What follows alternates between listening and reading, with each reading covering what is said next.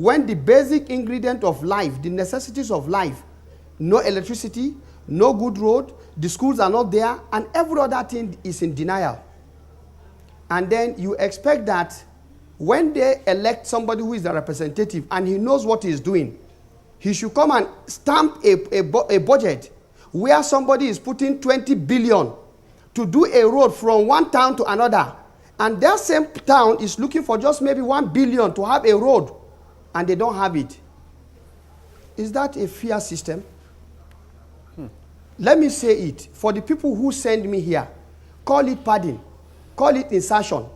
I must bring what they need and ensure that it goes into the national budget, because it is their right to have it. They are Nigerians and they deserve to have the good things of life like any other segment.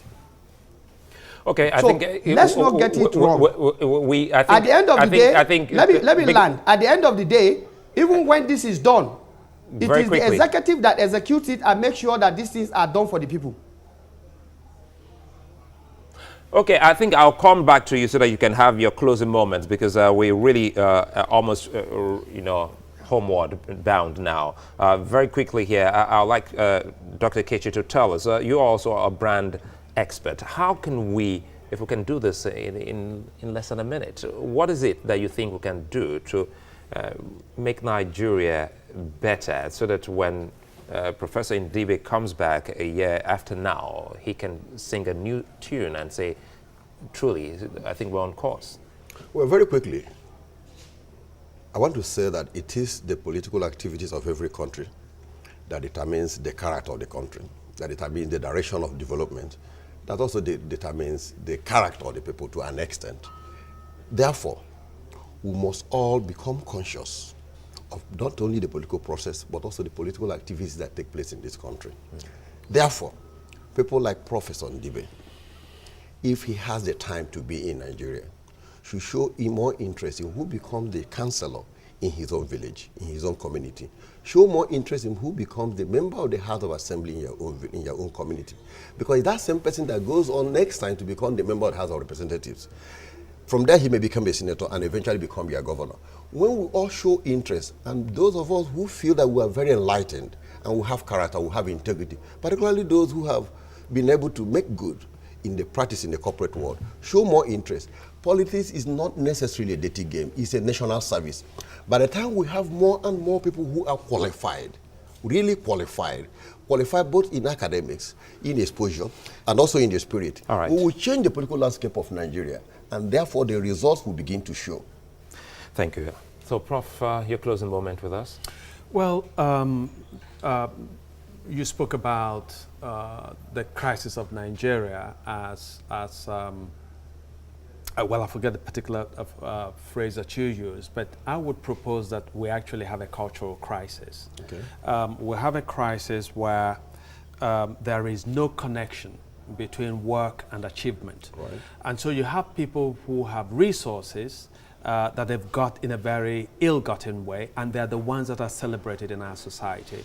We also have a situation where the political process almost self-selects mediocrities in this country to become governors and presidents and so on. And part of it is that it is actually those mediocrities who lack the moral insight to act in a proper way, who therefore would hire thugs, use violence in order to gain access to political power. The last point I want to make is that what we call democracy in Nigeria has no deep roots, and it is far too expensive. Our governors, our legislators, our presidents, our local government chairmen are paid far too much for the very minuscule and puny work that they do. Closing moment, Dr. Sabi Abdullahi, tell us what are we likely to expect if you are to go by what Professor Ndibe has said and many other Nigerians. How best can we rejig our democracy? Well, first, let me establish the fact that in many instances, when you go down to the grassroots, you will see true Nigeria at work.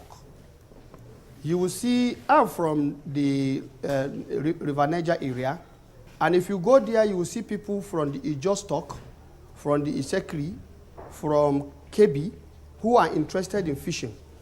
And they form a community where they are living peacefully, they respect each other, and they don't have any issue.